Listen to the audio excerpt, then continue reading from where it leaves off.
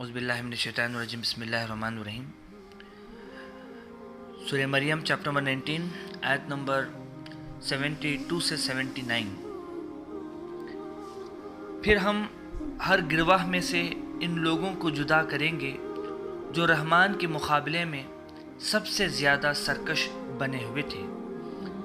फिर हम ऐसे लोगों को खूब जानते हैं जो जहन्नम में दाखिल होने के ज़्यादा मुस्तहक हैं, और तुम में से कोई नहीं जिसका इस पर से गुज़र ना हो। ये तेरे रब के ऊपर लाजिम है जो पूरा होकर रहेगा।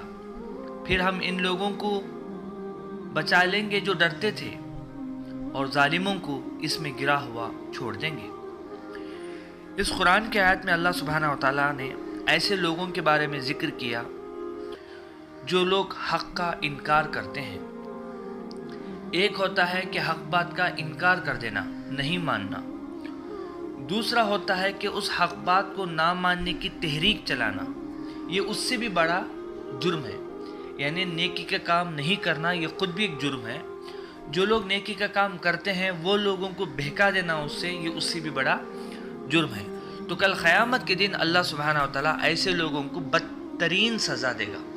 सज़ा भी कई किस्म के होंगे, उसमें बदतरीन सज़ा अल्लाह सुब्हानहू व तआला ऐसे लोगों को देगा जो लोगों को वरगला के, मिसअंडरस्टैंडिंग पैदा करके लोगों पे जुल्म कराते हैं, हक़ बात को मानने से रोकते हैं।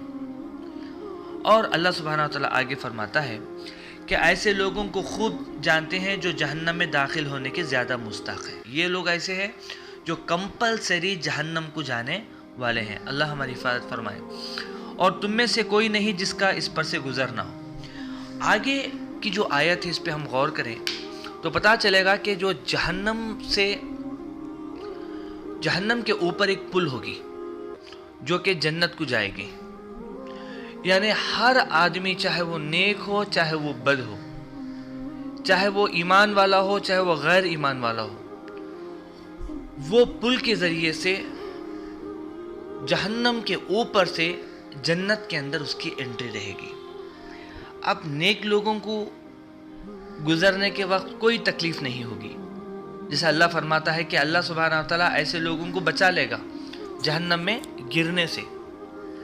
ये बिजली की तरह आसानी से निकल जाएंगे और जन्नत के अंदर दाखिल हो जाएंगे। मगर जो लोग बद हैं, जो ईमान नहीं लाते हैं, जो लोग जुल्म करते हैं, ऐसे लोग ऊपर से गिर जाएंगे। जहन्नम उनको पहचान लेगी कि ये अल्लाह का बंदा दुनिया के अंदर अल्लाह का नाशुक्र था, ईमान नहीं लाता था, लोगों पे जुल्म करता था और हक़ बात से इनकार करता था। सिर्फ इनकार नहीं करता था बल्कि लोगों को मानने से भी रोकता था। तब जहन्नम उसको खींच लेगी अपनी तरफ, वो जहन्नम में गिर जाएंगे। अब नेक लोग क्यों गुजरेंगे? क्योंकि जब वो जहन्नम से गुजरेंगे, जब वो जहन्नम को देखेंगे, वो खौफ वगैरह जो रहेगा उनके दिलों के अंदर, जब वो जन्नत के अंदर एंट्री करेंगे तब वो अल्लाह का शुक्र अदा करेंगे कि अल्लाह ने हमें जहन्नम से बचा लिया। जैसे कि आगे की आयत में इसका तर्जुमा मैं पढ़ता हूँ, आप गौर करें तो आपको बात समझ में आएगी।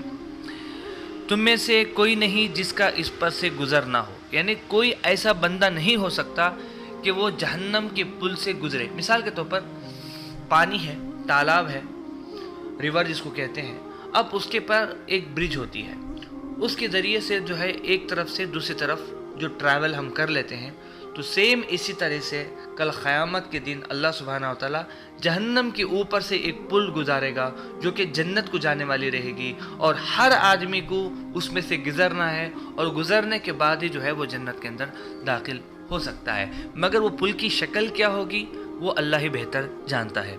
ये तेरे रब के ऊपर लाजिम है जो पूरा होकर रहेगा। अल्लाह फरमाता है ये तो हो के ही रहने वाला है, चाहे मानने वाला हो चाहे इनकार करने वाला हो, वो जहन्नम के ऊपर जो पुल है उसमें से उसको गुज़रना ही गुज़रना है।